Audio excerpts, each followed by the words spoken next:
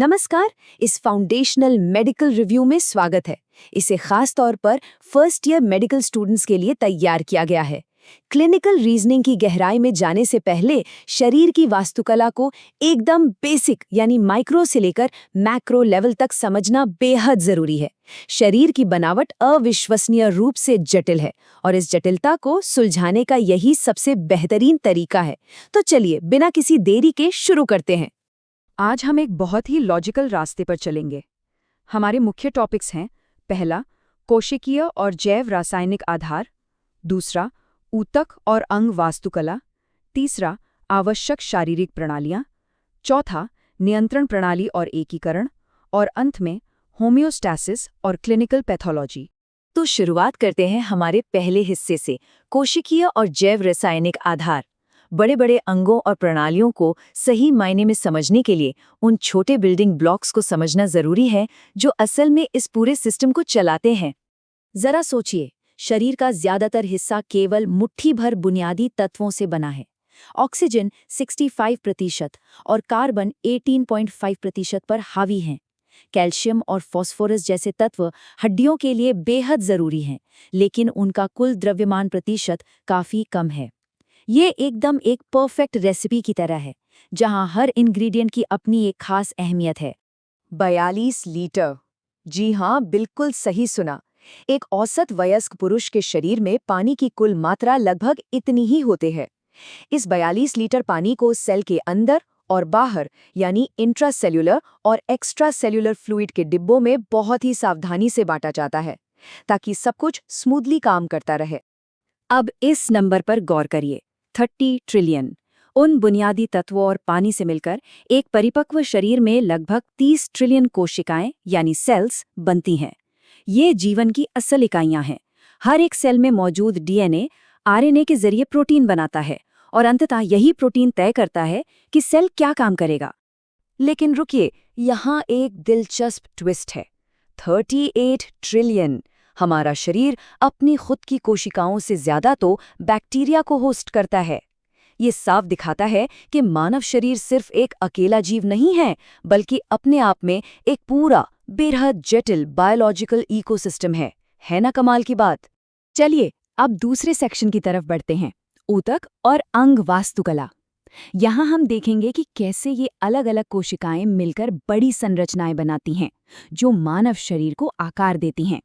शरीर में मौजूद उन खरबों कोशिकाओं को मुख्य रूप से 4 प्राथमिक ऊतकों यानी टिश्यूज में बांटा जाता है। इसे एक बिल्डिंग के कंस्ट्रक्शन की तरह सोचिए। एपिथीलिया एक सुरक्षा कवच या पेंट की तरह है। संयोजी ऊतक यानी कनेक्टिव टिश्यू सीमेंट की तरह सब कुछ जोड़ के रखता है, और तंत्रिका तथा मांसपेशियां उस बिल्डिंग की वायरिंग और मूविंग पार्ट्स हैं।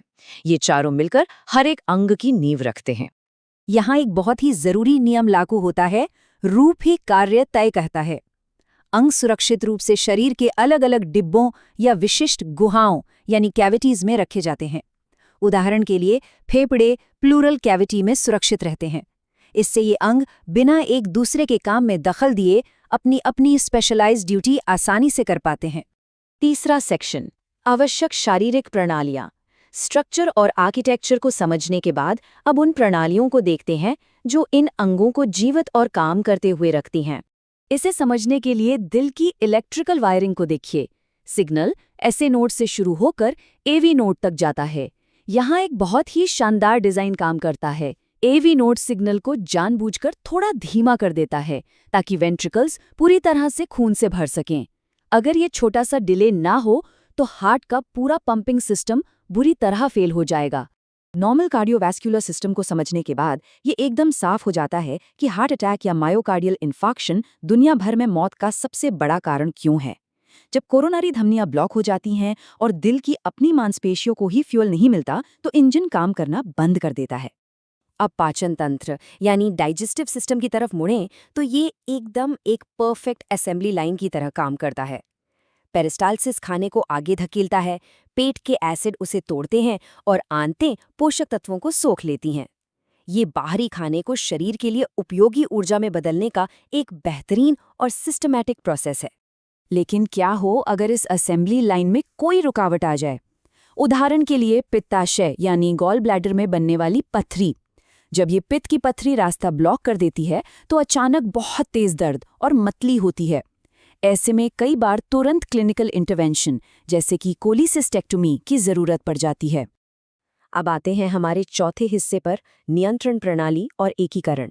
इन सभी अलग अलग प्रणालियों को एक साथ एक टीम की तरह काम कराने के लिए एक बहुत ही एडवांस्ड रेगुलेशन सिस्टम की ज़रूरत होती है। नर्वस सिस्टम का ये स्ट्रक्चरल बंटवारा न्यूरो एनाटॉमी के लिए बेहद मौलिक है। सेंट्रल नर्वस सिस्टम यानी CNS, जिसमें दिमाग और रीढ़ की हड्डी शामिल है, हमारे शरीर का मेन CPU है। वही पेरिफेरल नर्वस सिस्टम यानी PNS शरीर में फैले केबल्स का वो विशाल नेटवर्क है जो जानकारी इकट्ठा करता है और मूवमेंट को डायरेक्ट करता है। फंक्शन के हिसाब से देखें तो एक और बंटवारा है, सोमैटिक और ऑटोनॉमिक। सोमैटिक सिस्टम हमारे ऐच्छिक कामों को कंट्रोल करता है, जैसे कि बोलना, जबकि ऑटोनॉमिक सिस्टम बैकग्राउंड में ऑटो पायलट की तरह काम करता है, जैसे पाचन और हार्ट रेट। जरा सोचिए, अगर हमें हर धड़कन को खुद कंट्रोल करना पड़ता। मोटर न्यूरॉन्स के इन अलग अलग कामों को पहचानने से ALS या लू गेरिग रोग जैसी भयानक बीमारियों का कारण समझ में आता है। ALS में स्वैच्छिक गति यानी वॉलंटरी मूवमेंट धीरे धीरे पूरी तरह से खत्म हो जाती है। नर्व डेफिसिट्स को पहचानने के लिए यह ज्ञान बहुत क्रिटिकल है। और अब हमारा आखिरी और पांचवा सेक्शन, होम्योस्टेसिस और क्लिनिकल पैथोलॉजी। मानव अस्तित्व के लिए ये सभी प्रणालियां एक साथ मिलकर काम करनी चाहिए। कोई भी सिस्टम अकेले सर्वाइव नहीं कर सकता। मानव शरीर का अंतिम लक्ष्य है होम्योस्टेसिस। मशहूर वैज्ञानिक क्लॉड बर्न ने इसे मिलियू इंटीरियर कहा था। आसान शब्दों में, बाहरी दुनिया चाहे जितनी भी बदलती रहे, शरीर के अंदर शुगर, ऑक्सीजन और आयरन का एक स्थिर और सुरक्षित बैलेंस बनाए रखना ही होम्योस्टेसिस है। फर्स्ट ईयर स्टूडेंट्स के लिए इन प्रणालियों को सीखने की असली प्रासंगिकता यहीं स्पष्ट होती है। जब हम बीमारियों को देखते हैं, चाहे वो हार्ट डिजीज हो, अस्थमा हो या रीनल फेलियर, ये सभी बीमारियां इसी नाजुक होम्योस्टैटिक बैलेंस को एक एक करके तोड़ती हैं। बीमारी असल में होम्योस्टेसिस के फेल होने का ही दूसरा नाम है। तो इस पूरे रिव्यू का निचोड़ यही है कि छोटे से छोटे परमाणु से लेकर बड़े बड़े न्यूरो एंडोक्राइन सिस्टम तक सब कुछ एक दूसरे से जुड़ा हुआ है। माइक्रो ही मैक्रो को बनाता है और हर एक बायोकेमिकल रिएक्शन पूरे शरीर को स्वस्थ रखने के लिए मिलकर काम करता है। लेकिन क्या हम सब कुछ जान चुके हैं? बिल्कुल नहीं। जैसे जैसे मेडिकल साइंस तेजी से आगे बढ़ रही है, कई गहरे सवाल सामने आ रहे हैं। क्या सेंट्रल नर्वस सिस्टम सीधे तौर पर हमारी चेतना यानी कॉन्शियसनेस को जन्म देता है? ये एक बहुत बड़ी अनसुलझी बहस है। ये सवाल मानव शरीर के बारे में हमारी समझ की सीमाओं को और आगे ले जाते हैं। हमेशा जिज्ञासु बने रहें और इस अद्भुत मशीन के रहस्यों को एक्सप्लोर करते रहें।